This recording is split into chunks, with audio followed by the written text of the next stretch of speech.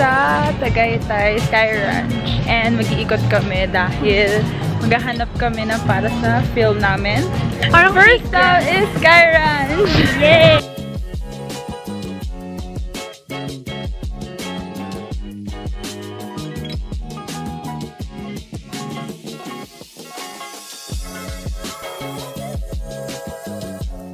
So, aray ko. So, ito try namin ngayon yung, ano bang tawag dito? Parang Anchors Away siya.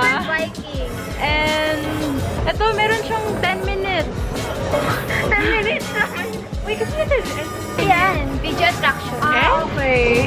So, 10 minutes ka magagagal. Try kami doon sa Anchors Away na meron parang sa Enchanted Kingdom. And yeah. So, ito try namin yan. Ano ba tawag nila dyan? Ewan ko, basta ang alam ko ang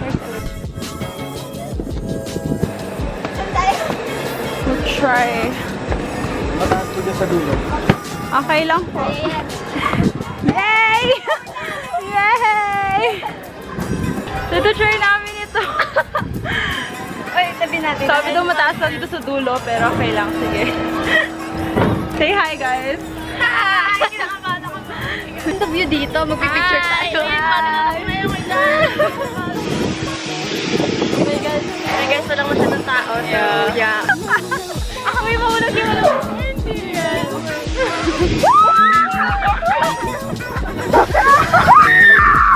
Gilas ko yun sa kalas mo natin.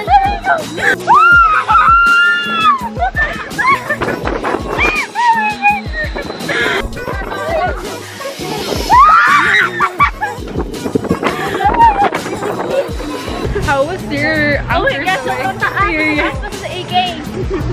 Guys, Try it. I recommend you to try it. I challenge you. Dito na lang tayo. Oo. Pero ano, sa taas sobrang yung saya. best. Worth it Mas yung mataas. 100.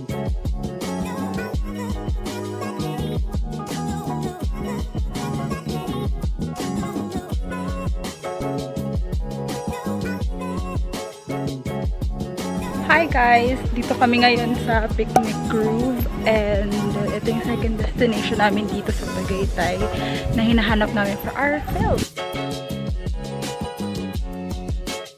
Go guys! Go!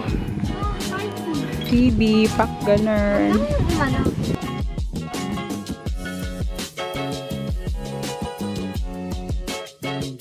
Sa hanging bridge na kami. Sobrang pagod.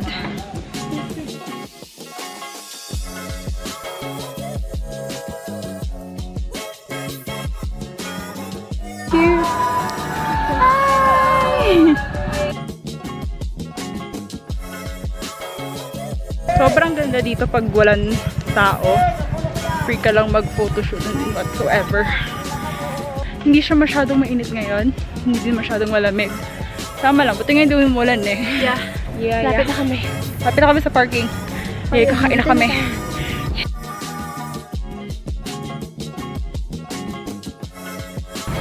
You're Dubai. And bumili lang kami ng lunch namin.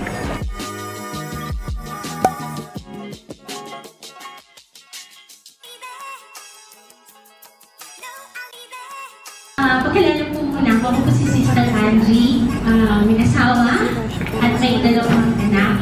Makakapag-encourage sa atin bilang babae, bilang individual ng mga babae.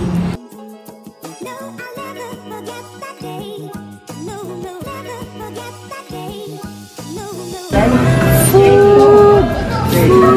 Grabe ato. Mayroong grace ng Diyos na binigay sa'yo upang ma-overcome mo, mapagtagumpayan mo yan ang lahat ng mga pagsubok sa buhay. Amen! Thank you so much for your work. Thank you so much for your grace. Thank you so much for work in Jesus' name. Pauwi na kami after a long day.